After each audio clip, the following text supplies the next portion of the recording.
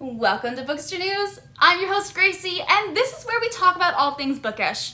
First, we have a major update from the HarperCollins employee strike.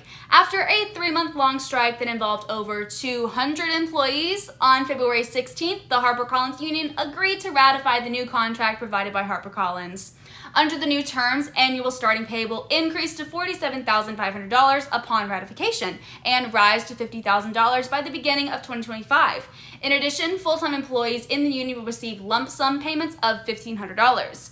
This contract is heavily supported by those who participated in the strike. The chair of the union, Laura Harshberger, tweeted, "The HBC union has a strong, fair contract, and I am very, very proud."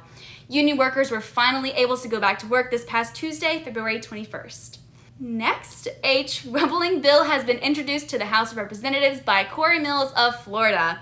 In this proposed bill, publishers would be prohibited from distributing sexually explicit materials to schools. If they don't follow this law, the publishing house could be fined up to $500,000, and individuals from the company could be fined just as much and imprisoned for up to 5 years.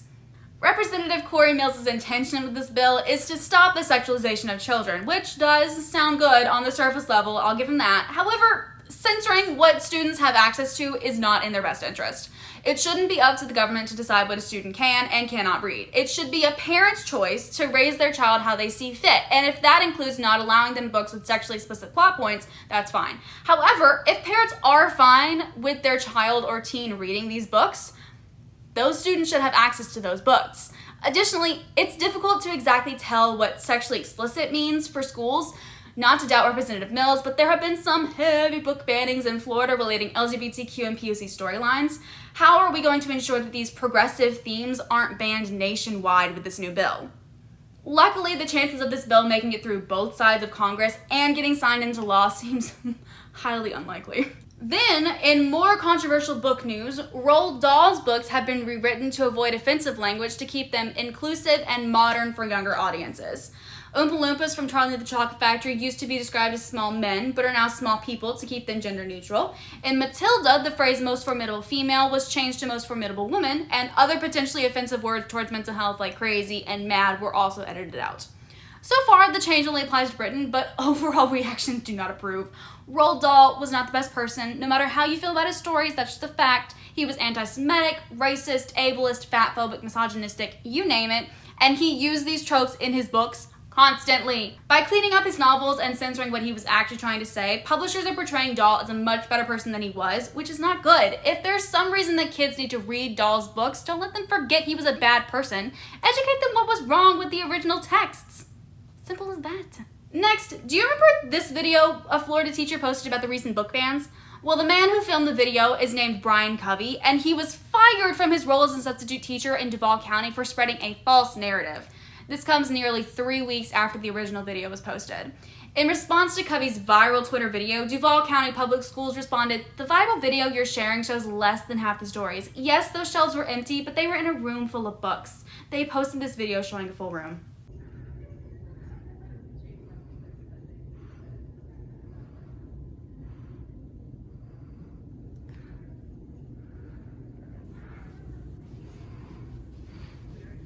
Of course, Twitter users were quick to point out just how full this library truly was, highlighting even more empty shelves than the one that Covey's already shared. So whether or not Covey's original video showed the full room, this does not change the fact that those shelves are still empty and books are still being banned in Florida.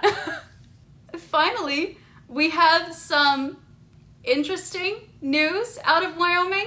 Felina Marie Hopkins is a romance author that infamously tried to copyright the word cocky for her novels.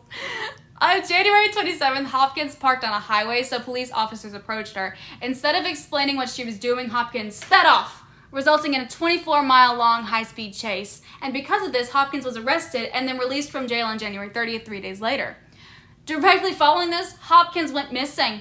Turns out she went directly to the Jackson, Wyoming airport, where she got a new phone number, a new phone, and then disappeared to Hawaii. 18 days later, police were able to find her safe and sound in Kauai, Hawaii. Was she just trying to start a new life? Possibly. In Hawaii, I would. If anything, this just tells you the little fun stories that make up the book world. We're exciting. And with that, what do you think of this week's episode? We'd love to hear your thoughts and opinions down below. As always, I'm your host, Gracie, and this has been Bookstr News. We'll see you next week.